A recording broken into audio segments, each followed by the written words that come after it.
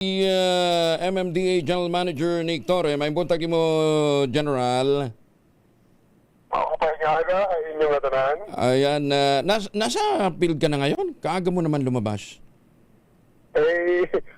Gusto kong balikan yung pumping station na iniwanan natin kagabi, yung mobile pumps natin. Dahil nagpapalya-palya yun eh. Gusto kong tingnan, siguraduhin na talaga umandar muna siya at medyo wawa yung mga tao dun sa baba nung yung isang creek natin. Dahil nalulubog kasi eh. Dahil sa ngayon, kahit wala ng ulan, nag-accumulate pa rin ng mga tubig galing sa taas.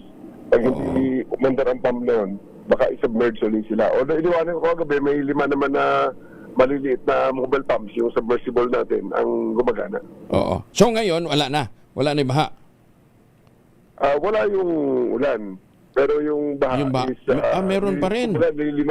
Nililimas pa natin yung tubig na naka-accumulate doon dahil lumampas kasi sa threshold yung pumantay kasi sa kalsada ang tubig nila. Kaya kailangan talagang ilabas ng ating mga mobile pumps yun. Oo. Pero as we speak, GM, wala tawag dito, wala nang flooded area sa Metro Manila?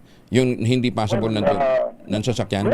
Pero itong pinupuntahan ko, flooded area pa ito eh. Kaya gusto ko siguruhin na ang pump magtrabaho muna para mawala na yung area na sa floods. Pero kanina, alas 2 ay tinanggal na ng Pag-asa ang buong Metro Manila from yellow, orange, red warning at wala na yung in-expect na heavy rainfall. Kaya light to moderate na lang at may occasional lang na heavy burst na sa tingin naman natin kakayanin na ng ating mga drainage system. Oo. Passable na rin lahat ng daan?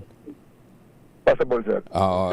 Tsaka in fairness... Iniikot namin, pinapaikot ko lahat ng mga district operations engineers dahil although nakikita natin na para bang sa general report, wala nang hindi passable na daan. Meron kasi mga areas na parang tanggap na rin ng mga tao, na hindi talaga passable ito at wala nang pag-asa itong baha. Hindi gano'n eh. Dahil nandito tayo, tinitingnan ko, andito na, medyo tumatakbo pa rin ang ating pump station. Pump at mababa na yung tubig. I think wala na ito sa kalsada kahit sa bula. In fairness GM, ang bilis ng paghupa ng tubig baha ngayon. Hindi dati pagka bumaha, lalong-lalo na dyan sa Spanya, it will take days bago humupa. Pero ngayon, ang bilis, ha? Yun na nga ang point na sinasabi natin na basta yung open-minded lang ba? Hindi na talaga binibigyan ng credit ang gobyerno dito sa ating ginagawa. Kaya, kasi nga, ang correct measure talaga na ngayon ang pagbaha, because it is never possible not to see water sa kalsada during rains, di ba? Ang pinag-uusapan natin, gaano kalalim, gaano kalawak, at gaano kabilis umupa. Yun talaga ang tamang pamantayan. Kahit na ngayon, extraordinary rainfall, we have extraordinary rainfall of 302 millimeters in 48 hours, which is definitely far above the original na carrying capacity design na 239 millimeter in 2 days. Yun ang in 48 hours. Ang measure ng Giga dati. Lalo na pagka medyo nataon pa sa high tide, di ba? Talagang anong tawag dito, walang lalabasan yung tubig. Tsaka, alam ho ninyo, hindi na naman ho sa Metro Manila may ganitong problema sa baha. Pati nga ho yung mga developed countries, matindi rin yung problema nila sa pagbaha. Pagka sobra-sobra talaga yung volume ng tubig na ibinubuhuso ng ulan.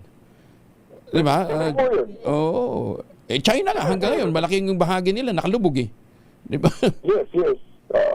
Kaya yun ang tinitingnan natin na nakita natin sa extraordinary na rainfall in the past na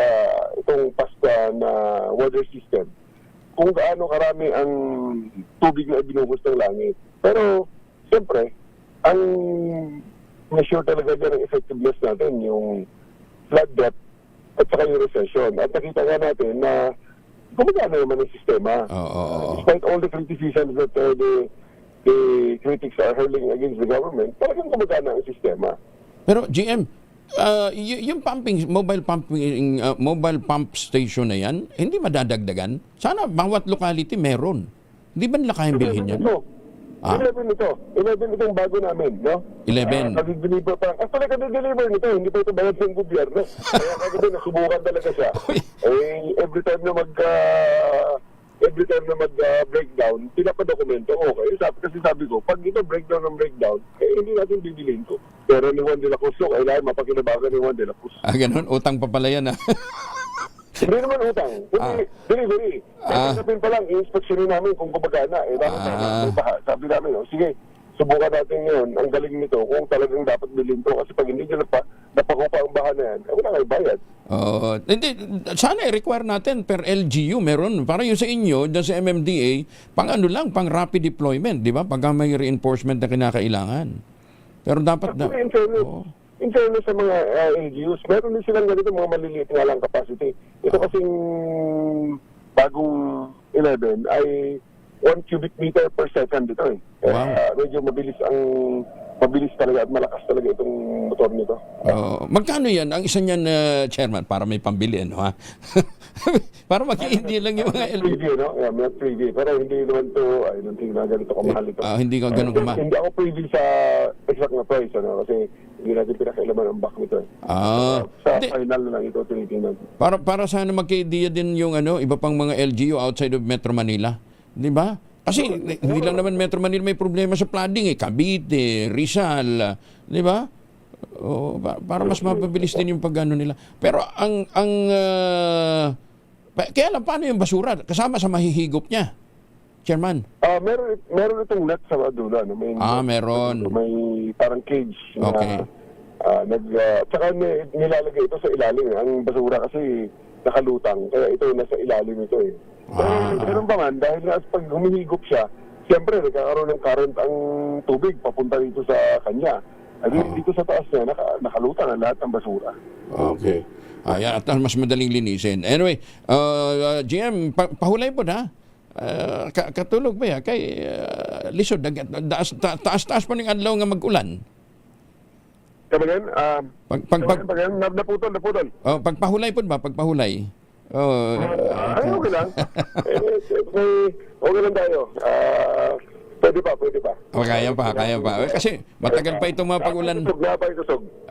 Matagal pa itong pag-ulan na ating mararanasan eh. Anyway, GM.